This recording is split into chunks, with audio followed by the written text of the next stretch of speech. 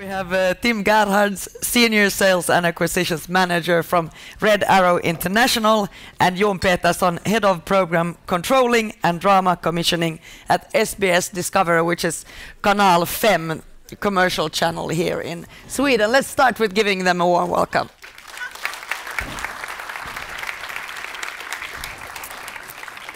So what you're here to talk about is, of course, 100 Code, and it's a big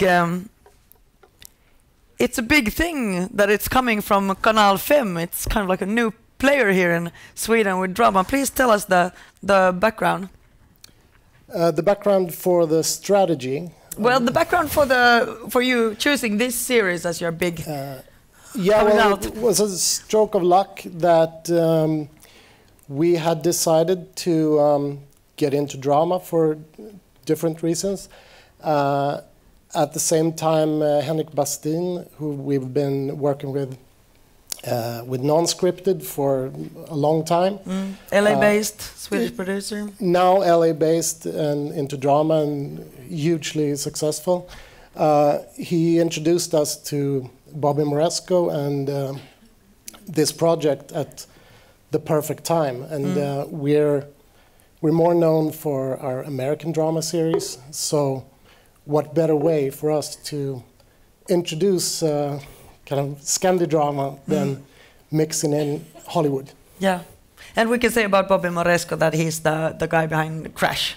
Yes, yeah. And the Black Donnellys, and also $1 Million Baby. He was. Yeah, so he's a huge screenwriter. Okay, so this is just to pitch it shortly to us. This 100 Code. It's USA, Sweden.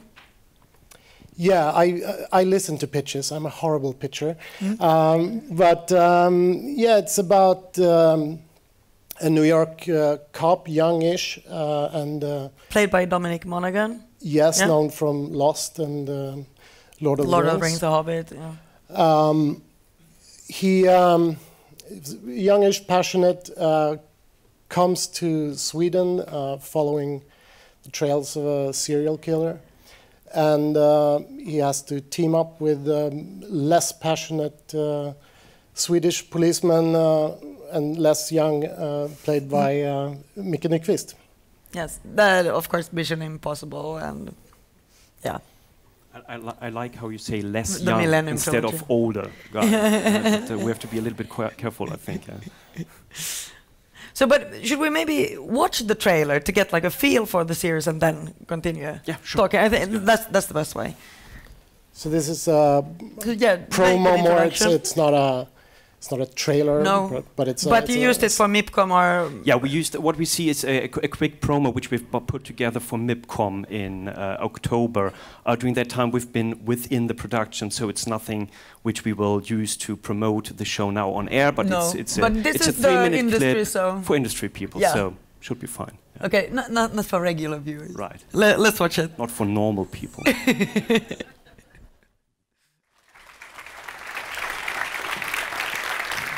And you brought with you some clips as well, so we're going to see some real... So just to quickly summarize, so what we have here is on the one side a whodunit story. It's a cop story which is set in Stockholm, a New York guy coming over to Stockholm to team up with another guy, and together they are hunting down a killer.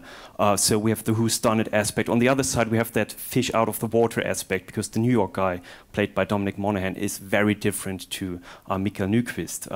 The slightly, how did you say, not as old guy as, not as young guy as Dominic. But it mainly takes place in Stockholm. It mainly takes place in Stockholm. There are a few parts in New York, but everything is more or less based in Stockholm. The reason why we have this international aspect in here is because, as it turns out, within the season we're not hunting one killer, we're actually hunting a whole bunch of killers, a network, and there's a huge puppet master behind everything who's kind of directing different people to different places where they can do the dodgy stuff they do. But I don't want to spoil too much, so that's... You just did. I did, yeah. So where in the process are you now? It's at this fall? How far are you? Yeah, we're in just finishing up post-production, and it's... And how many episodes is it? It's 12 episodes, and you can watch this in 5 weeks on HBO. Yeah. And so now we come to Channel 5, and you're breaking out in the TV drama. Tell us a little bit about your strategy, not only on this series, but generally. What's going to happen now? Well, what's going to happen is if we find the right projects, that we will have one drama series every season. So spring and fall. Spring and fall, so somewhere around and also 20 to 24 hours a year. We hope. And but that's the plan from now on. Yeah, this is for fall of 15. We're in pre-production on what we're gonna air in spring 16, and then we're having drama pitches and talking to all the production companies, and yeah, we hope we can keep this pace. And are you thinking it's always going to be this kind of big co-productions or more local stuff? Maybe you haven't planned it. I don't think there's going to be that many this big. We lucked into this one a bit, I think. So you start with a huge one. And how did Red Arrow International get involved? So on the one, is it working? Yeah, on the one side, Fabric Entertainment is part of the Red Arrow Group, so we've been there right at the beginning via Henrik Bastin. On the other side, Red Arrow as a group stepped in at various stages or in different levels. In this case, we've been a real co-production partner, so we stepped in, we co-invested into the development. We collected feedback from the international perspective and gave it back to the commissioning broadcaster, Kanal 5, and the producers and the scriptwriters. We stepped in as a real co-production partner. That means we took over some of the financial risk. What is probably most important or interesting here is we, in close consultation with Kanal 5, found further co-production partners, further co-production and pre-sales partners. So we were more than just a distribution company here, I would say. It felt more for me like being part of a production family that kind of raised a kid over the last years, and now we're sending that kid to school, and we are a little bit scared, but also happy to see how it's doing out there now. So it's more a joint project of the Red Arrow family with Kanal 5 and all the co-production partners than just a sales mandate for us. Let's take a look at the first clip. It's the breakfast scene. Maybe you can introduce the clip. Yeah, this is Eklund that's Micke Nyqvist's character. He has invited his new colleague to his home for breakfast, and they meet Eklund's daughter for the first time. She's played by the wonderful Felice Jankell.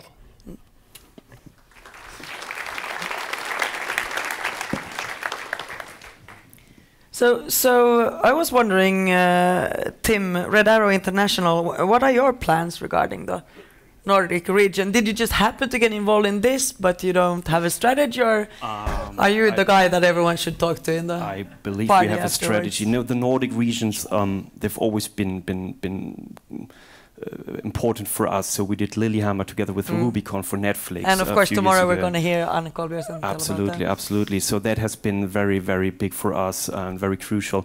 But also other projects. We distributed shows like Johan Falk movies from TV4, or one of my favorites was Hellfjord from NRK, for example, which is a comedy, well, I would call it a comedy splatter series. So this kind of content we've always done. Not so much the traditional or the what you call the Nordic noir genre, more the edgy, colorful, louder stuff. That's what we've done so far.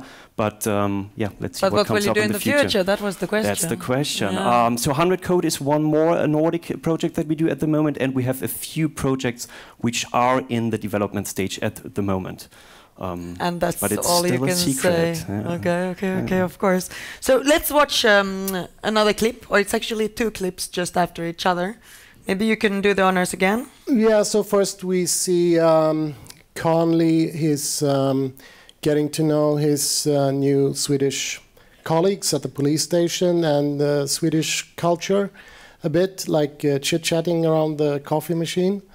And the second clip, we meet a local bar owner that Connolly runs into, played by a Norwegian actress, Heidi Rud Ellingsen. Okay, let's watch him.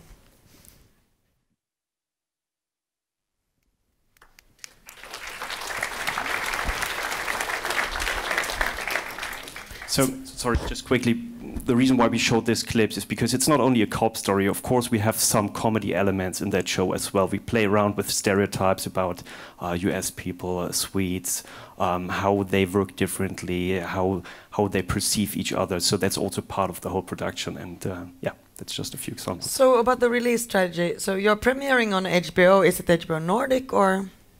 Yes, Nordic. And when is that? March 6th. Okay. So that's pretty soon. Yeah, and then you'll roll it out on Kanal 5 in the fall. In the fall. So is this a strategy Kanal 5 is going to work with, or is it secret?